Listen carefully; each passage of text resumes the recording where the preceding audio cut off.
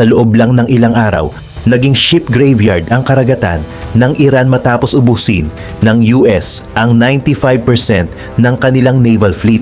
Hawak na rin ng mga elite marines ang Kharg Island, ang puso ng kanilang ekonomiya, nang hindi man lang kailangang sirain ang mga pasilidad nito. Ang Operation Epic Fury ay isang malupit na patunay na kayang baguhin ng modernong teknolohiya ang mapa ng mundo sa loob lang ng ilang oras. Sa harap ng ganitong klaseng total dominance, ito na nga ba ang huling kabanata para sa rehimeng Tehran? Bago tayo magumpisa, baka pwede pa like ng video na ito. Malaking bagay na to sa aming mga content creators. Maraming salamat po.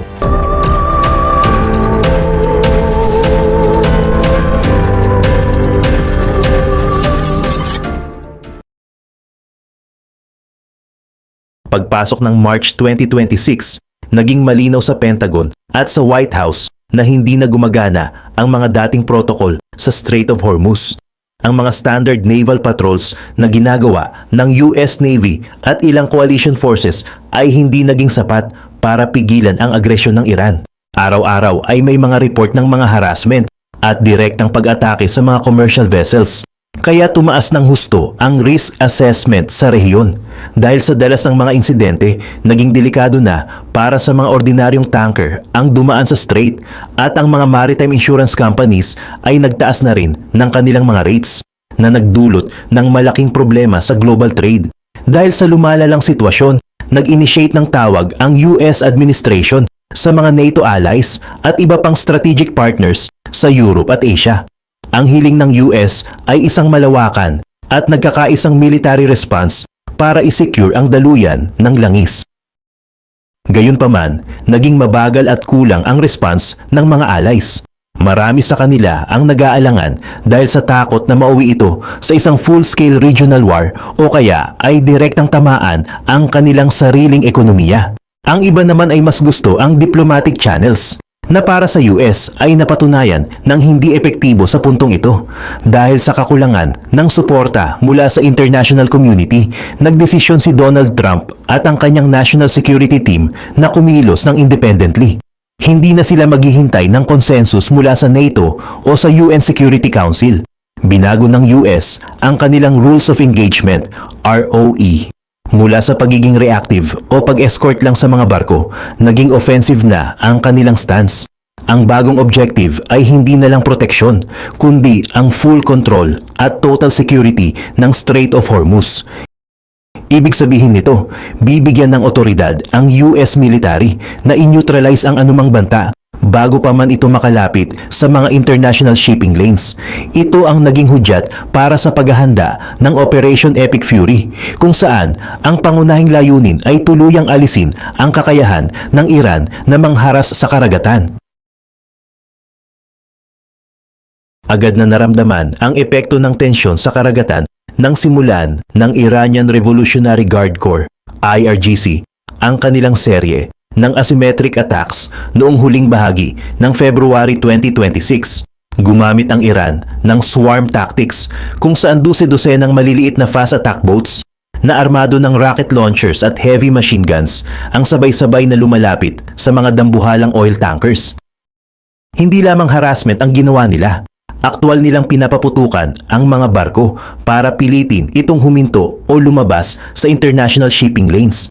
Kasabay nito ang pag-launch ng mga Shahed-class kamikaze drones mula sa mga nakatagong coastal batteries sa kahabaan ng Bandar Abbas at Qeshm Island. Ang mga drone na ito ay direktang tumatama sa mga bridge at engine room ng mga tankers para i-disable ang kontrol ng mga tripulante sa barko.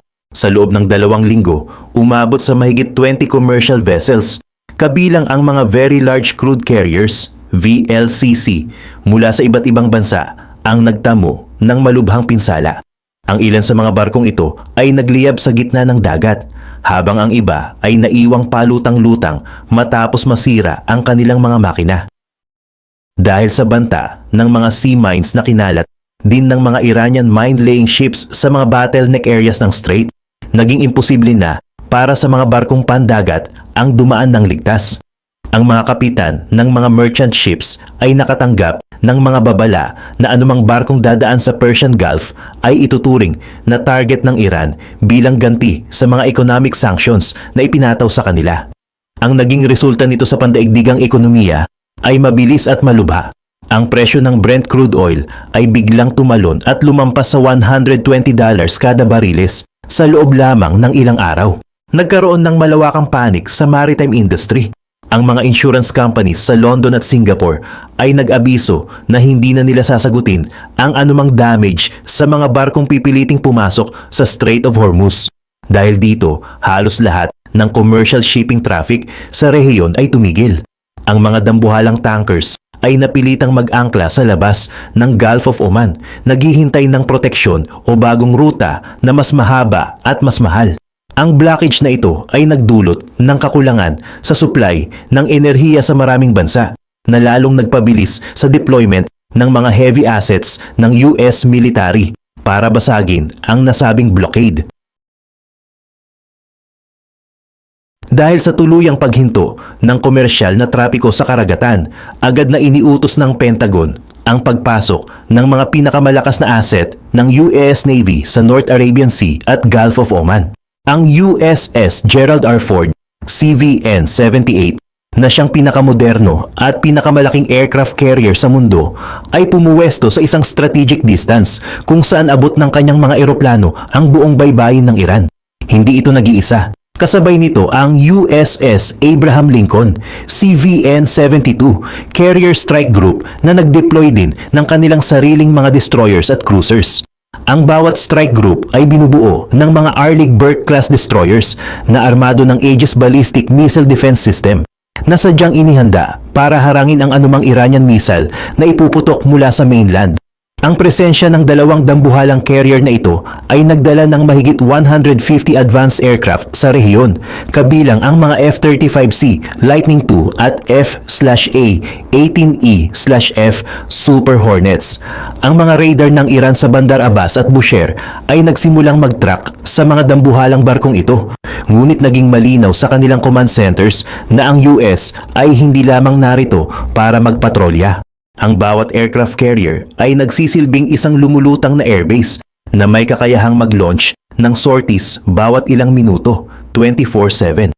Bukod sa dalawang aktibong carrier, may mga kumpirmadong ulat din na ang USS George Bush CVN-77 ay mabilis ding bumibiyahe mula sa Mediterranean patungong Arabian Sea para magsilbing ikatlong strike group sa blockade operation. Ang tactical positioning ng mga barkong ito ay nagdulot ng matinding psychological pressure sa Iranian military leadership. Sa bawat paglipad ng mga E-2D Hawkeye surveillance planes mula sa deck ng Gerald Ford, nakukuha ng US ang real-time data ng bawat galaw ng mga missile launchers at drone sites ng Iran sa loob ng kanilang teritoryo. Alam ng mga Iranian commanders na sa oras na mag-initiate sila ng panibagong attack sa mga tankers, ang mga carrier-based jets ay may kakayahang mag-strike sa loob lamang ng ilang segundo. Ang naval dominance na ito ang naging pundasyon para sa susunod na phase ng operasyon, kung saan hindi na lang sa ibabaw ng dagat ang labanan, kundi pati na rin sa mga shoreline na kailangang i-clear para sa paparating na mga amphibious ships. Habang sinisiguro ng mga carrier strike groups ang air superiority sa ibabaw ng Persian Gulf, pumasok na sa rehiyon ang amphibious task force na nagmula pa sa Japan. Ang fleet na ito ay pinamumunuan ng USS Tripoli LHA-7, isang America-class amphibious assault ship na nagsisilbing lightning carrier dahil sa dami ng dala nitong F-35B vertical takeoff jets at MV-22B Osprey tilt-rotor aircraft. Kasama nito ang mga transport docks na USS New Orleans at USS San Diego na idinisenyo para sa mabilis na pag-deploy ng mga tropa at kagamitan mula sa dagat patungo sa pampang. Sa loob ng mga barkong ito ay ang 31st Marine Expeditionary Unit MEU na binubuo ng 2,500 elite marines. Ang unit na ito ay espesyal na sinanay para sa mga amphibious landing operations at high-intensity urban combat. Hindi lamang mga infantry soldiers ang dala nila. Ang task force ay kompleto sa mga amphibious combat vehicles, ACV, M1A2 Abrams tanks at artillery units na handang i-deploy gamit ang mga LCAC, Landing Craft Air Cushion o hovercrafts. Ang presensya ng 31st MEU ay nagbigay ng bagong dimension sa krisis dahil hindi na lang airstrikes ang kailangang ipangamba ng Iran, kundi ang aktwal na pagsakop sa kanilang mga coastal territories. Ang positioning ng USS Tripoli Task Force sa Gulf of Oman ay nagsisilbing preparasyon para sa shoreline control. Ang mga Marines ay nagsasagawa na ng mga pre-landing rehearsals gamit ang mga drones at electronic warfare systems para i-map out ang mga landing zones sa southern coast ng Iran. Ang tactical objective ng puwersang ito ay i-neutralize ang mga mobile missile batteries at radar stations na nakatago sa mga bangin at kuweba sa kahabaan ng dalampasigan. Sa pagdating ng mga dambuhalang amphibious ships na ito, naging malinaw na ang US ay handa nang mag-deploy ng boots on the ground para tuluyang buksan ang Strait of Hormuz at i-secure ang mga strategic points na ginagamit ng IRGC.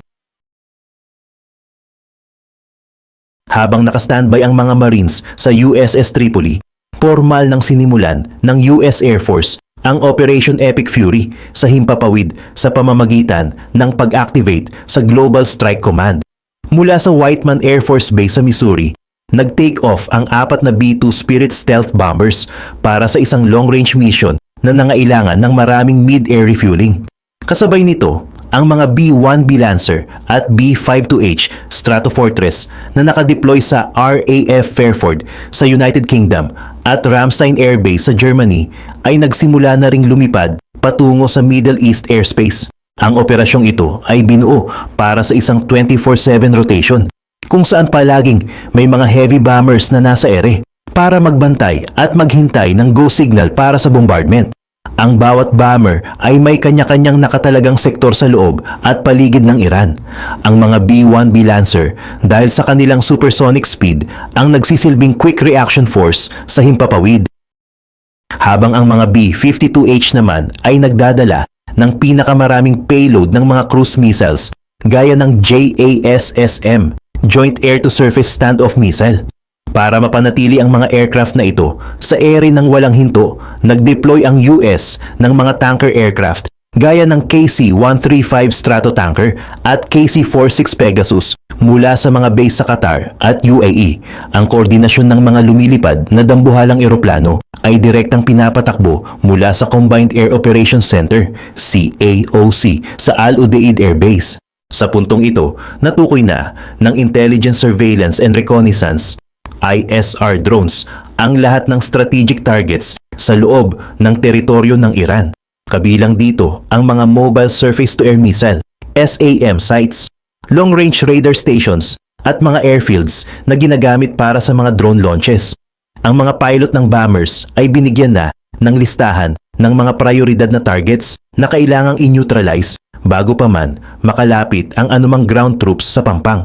Ang pag-activate ng air power na ito ang nagsilbing simula ng total suppression ng air defense system ng Iran na nag-alis sa kakayahan ng kanilang military na makita o maharang ang mga paparating na atake mula sa labas ng kanilang borders. Noong gabi ng March 13, nagsimula ang aktwal na bombardment nang i-release ng mga B-2 Spirit stealth bombers ang kanilang mga payload sa ibabaw ng Fordo, Talagon at Isfahan. Ang mga pangunahing target ay ang mga hardened underground facilities na ginagamit para sa nuclear research at ballistic missile storage na nakatago sa ilalim ng mga bundok.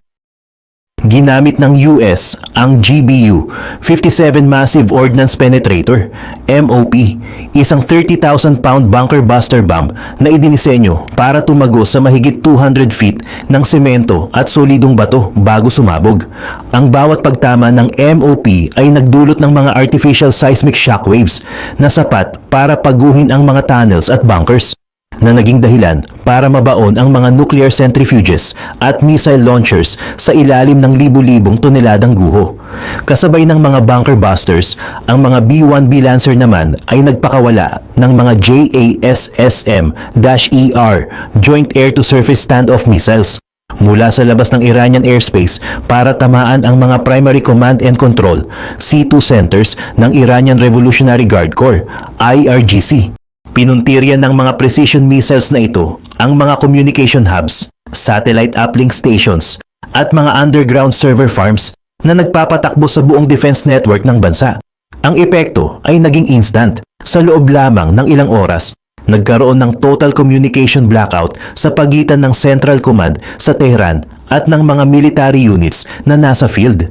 Ang mga radar operators at missile battery commanders sa southern Iran ay nawalan ng data link, kaya hindi na sila makapag-lock sa mga target o makatanggap ng mga bagong orders mula sa kanilang mga superior. Dahil sa pagkawasak ng mga komunikasyon, naging disorganized ang buong defense posture ng Iran. Ang kanilang Integrated Air Defense System, IADS, ay nag-collapse at naging mga isolated units na lamang na walang koordinasyon sa isa't isa. Hindi na rin makapag-coordinate ang kanilang ground units para sa anumang counter-battery fire dahil ang kanilang mga digital radio networks ay na-jam o tuluyan nang nawasak ng mga electronic warfare assets ng US. Ang mga strikes na ito ay nagbigay daan para maging bulag ang military ng Iran sa mga susunod na galaw ng US. Habang ang airspace ay tuluyan nang naging bukas para sa mga mas maliliit at mas tactical na strike aircraft na nakatalagang linisin ang mga coastal threats. Matapos ma-disable ang mga radar at command centers ng Iran sa pamamagitan ng mga strategic bombers, pumasok na sa eksena ang mga A-10 Thunderbolt II na mas kilala sa tawag na Warthog. Ang mga aircraft na ito na nakadeploy sa Al Dhafra Air Base sa United Arab Emirates ay nagsimulang magsagawa ng mahigit 150 sorties sa kahabaan ng southern coastline ng Iran. Dahil wala nang gumaganang long-range air defense systems ang Iran, malayang nakalipad ang mga Warthog sa napakababang altitude na nagbigay sa kanila ng pagkakataong makita at targetin ang mga asymmetric threats na hindi kayang abutin ng mga high-altitude bombers. Ang pangunahing target ng mga A-10 ay ang mga nakatagong drone launch pads at ang mga fleet ng Iranian fast attack boats na nakatago sa mga cave inlets at maliliit na harbor sa Strait of Hormuz. Ginamit ng mga piloto ang kanilang 30mm G AU-8 Avenger rotary cannons na nagpapakawala ng armor-piercing shells para literal na durugin ang mga fiberglass hulls ng mga attack boats bago pa man ang mga ito makalabas sa dagat. Bukod sa kanilang mga kanyon, nagpakawala rin ang mga Warthog ng mga AGM-65 Maverick missiles at APKWS laser-guided rockets para ubusin ang mga mobile anti-ship missile launchers na nakapwesto sa mga burol malapit sa Pampang. Ang systematic clearing na ito ng shoreline ay naglalayong alisin ang anumang banta sa mga paparating na amphibious landing craft ng US Marines. Sa loob ng ilang araw na operasyon, ang mga coastal units ng Iran ay tuluyan nang nawalan ng mobility. Ang mga kalsada at supply lines na nag-uugnay sa mga coastal base ay pinutol din ng mga A-10 para hindi makapag-reinforce ang mga Iranian ground troops mula sa interior ng bansa. Ang tagumpay ng mga tactical strikes na ito ang nagbigay daan para maging ligtas ang tinatawag na landing zones, LZ, habang ang International Naval Coalition ay nagsisimula na ring mag-build up sa Eastern Mediterranean para sa kabuuang blockade. Habang ang mga A-10 ay tinatapos ang pag-clear sa shoreline, nagsimula na ring pumasok ang mga European Naval Forces sa Eastern Mediterranean para magbigay ng karagdagang reinforcement sa operasyon. Pinamunuan ng France ang fleet na ito sa pamamagitan ng aircraft carrier na Charles de Gaulle R91 kasama ang 10 warships kabilang ang mga frigates na Chevalier Paul, Languedoc at Alsace. Ang grupong ito ay pumuwesto sa pagitan ng Crete, Cyprus at Syria para magsilbing steel shield na haharang sa anumang pagtatangka ng mga pro-Iranian forces o proxies na magpadala ng reinforcement sa pamamagitan ng dagat. Hindi lamang France ang nag-deploy ng assets. Sumama rin ang United Kingdom sa pamamagitan ng HMS Dragon, isang Type 45 destroyer na eksperto sa air defense. Ang iba pang bansa, gaya ng Netherlands, HNLMS Evertsen, Italy, Federico Martinengo, Spain, Cristobal Colon, at Greece, Kimon Frigate, ay nagpadala rin ng kani-kanilang mga pinakamodernong barko. Ang pagsasama-samang ito ay nagresulta sa isang dambuhalang multinational naval force na may mahigit 15 massive warships na kasalukuyang nakadeploy sa rehiyon. Ang koordinasyon sa pagitan ng European Fleet at ng US Forces ay pinapatakbo gamit ang mga encrypted data links para sa seamless na pagbabahagi ng intel at radar tracking ng mga targets. Ang pangunahing papel ng European reinforcement ay i-block ang access sa Suez Canal at i-secure ang Eastern Mediterranean laban sa anumang asymmetric threats mula sa Levant region. Bukod sa mga destroyers at frigates, nagpadala rin ang France ng 2 Mistral-class amphibious assault ships na may kakayahang magdala ng karagdagang helicopters at ground troops kung sakaling kailanganin ang backup sa ground operations. Dahil sa dambuhalang naval buildup na ito, lalong naging limitado ang galaw ng Tehran dahil hindi na lang US ang kanilang kinakaharap kundi isang malawakang koalisyon ng mga superpower navies na handang i-neutralize ang kanilang mga strategic naval base sa oras na magsimula ang main assault. Matapos masecure ang perimeter sa Mediterranean at malinis ang coastal threats sa tulong ng mga warthogs, ang atensyon ng koalisyon ay natuon na sa 2 pinakamahalagang naval base ng Iran, ang Bandar Abbas at Chabahar. Noong madaling araw ng March 15, nagpakawala ang mga US Arleigh Burke-class destroyers at mga Virginia-class submarines ng mahigit 100 Tomahawk Land Attack Missiles, TLAM. Ang mga cruise missiles na ito ay sadyang itinalaga para sa mga static targets gaya ng mga naval piers, dry docks at fuel storage tanks sa loob ng mga base. Dahil sa presisyon ng mga missiles, direktang tinamaan ang mga command centers ng IRGC Navy, NEDSA, sa Bandar Abbas, na siyang utak ng lahat ng kanilang naval operations sa Strait of Hormuz. Habang tumatama ang mga Tomahawk, pumasok din ang mga F-35C mula sa USS Gerald R. Ford at USS Abraham Lincoln para sa suppression of enemy naval activity. Gamit ang mga laser-guided munitions, tinarget ng mga pilots ang mga Iranian frigates at patrol boats na kasalukuyang nakadaong at naghahanda sanang lumabas para mag-deploy ng mga sea mines. Ang resulta ay ang paglubog ng maraming barko sa mismong tabi ng kanilang mga piers na naging hadlang para sa iba pang mga sasakyang pandagat na gustong lumabas ng port. Sa Chabahar, na malapit sa border ng Pakistan, winasak ng mga airstrikes ang mga coastal radar stations at mga drone launch pads na ginagamit ng Iran para i-monitor ang galaw ng US fleet sa Gulf of Oman. Sinuportahan din ang operasyong ito ng mga surgical strikes mula sa Israeli Air Force, IAF, na tinarget ang mga advanced anti-ship missile batteries na nakapwesto sa paligid ng mga base. Dahil sa tindi ng pinsala, ang Bandar Abbas ay naging hindi na mapapakinabangan para sa anumang naval sortie. Ang mga cranes na ginagamit sa pagkumpuni ng barko at ang mga kuryente sa loob ng base ay tuluyan ng naputol. Sa loob lamang ng ilang oras, ang naval mobility ng Iran ay bumagsak ng husto dahil wala na silang maayos na pier na pagmumulan ng kanilang mga operasyon. Ang pagkawasak ng kanilang naval infrastructure ang naging pinal na hakbang para i-isolate ang Iran sa karagatan, na nagbigay daan sa koalisyon na simulan ng plano para sa pinakamahalagang oil hub sa rehiyon, ang Kharg Island. Matapos ma-neutralize ang mga naval base sa mainland, agad na inilipat ng US Central Command ang focus ng operasyon sa Kharg Island. Ang islang ito ang itinuturing na economic heart ng Iran dahil dito dumadaan ang halos 90% ng kanilang crude oil exports. Noong gabi ng March 15, nagsimula ang isang dambuhalang surgical strike campaign na nagtagal ng ilang oras. Gumamit ang US Air Force at Navy ng mga precision-guided munitions para tamaan ang eksaktong 90 military targets sa loob ng isla.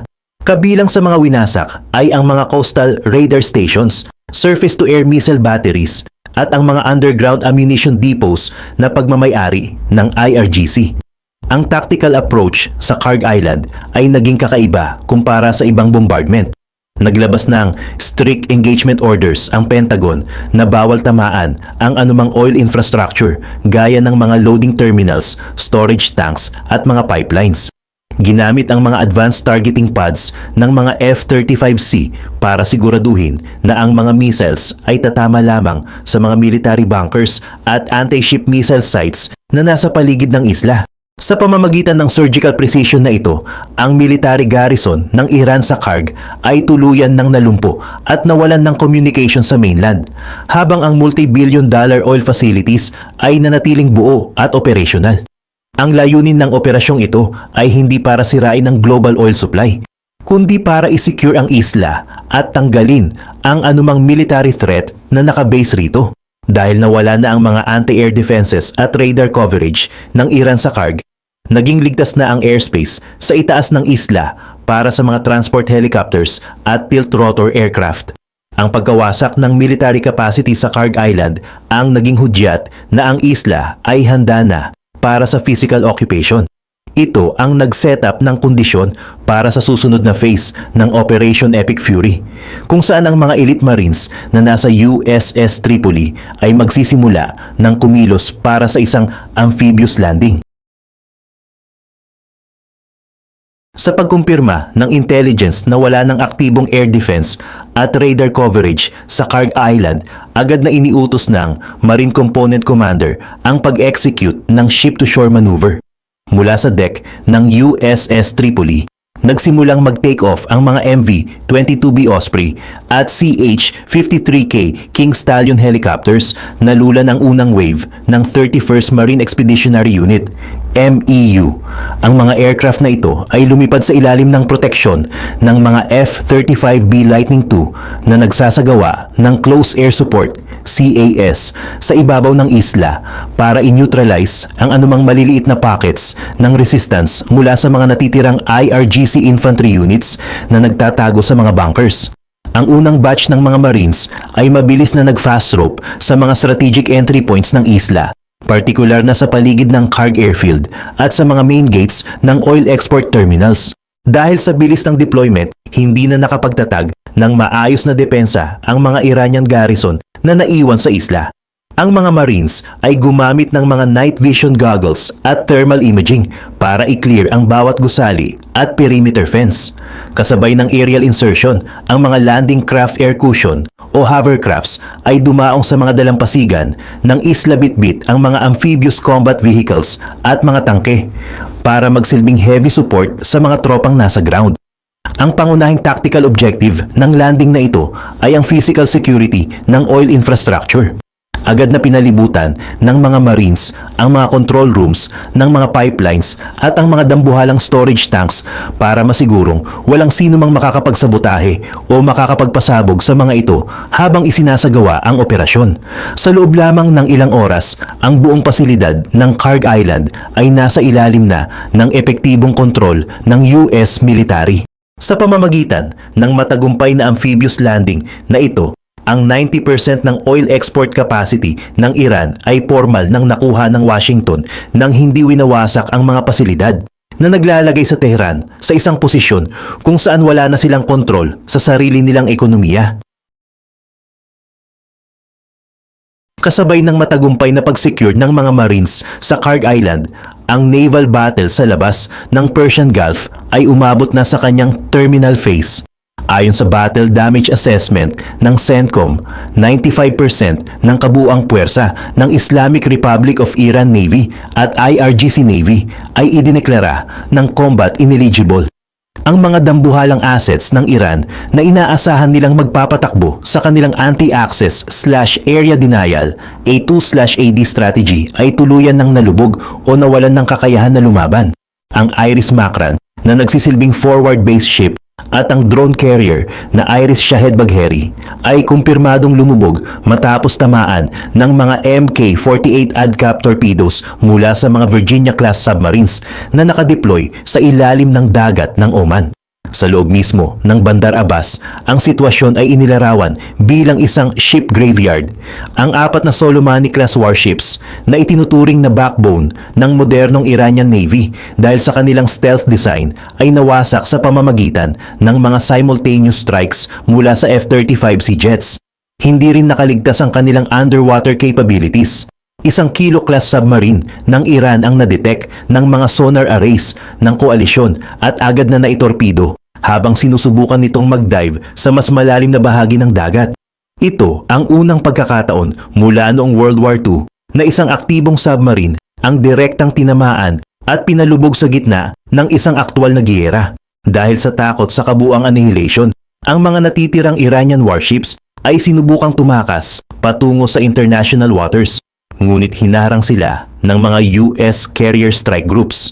Ang Iris Dena, isang Jamaran-class frigate, ay sinubukang lumayo hanggang sa karagatan malapit sa Sri Lanka para maghanap ng santuaryo. Ngunit na-intercept ito ng mga Harpoon missiles mula sa USS Gerald R. Ford Strike Group at tuluyang lumubog kasama ang 87 crew members nito. Ang iba namang maliliit na patrol boats at mine-laying vessels ay napilitang pumasok sa mga ports ng India at Sri Lanka para humingi ng internment na epektibong nag-aalis sa kanila sa listahan ng mga aktibong combatants. Sa puntong ito, ang Iran ay wala na ring natitirang barko na may kakayahang mag-deploy ng mga sea mines o mangharas ng mga tankers na nagresulta sa total loss ng kanilang kontrol sa karagatan.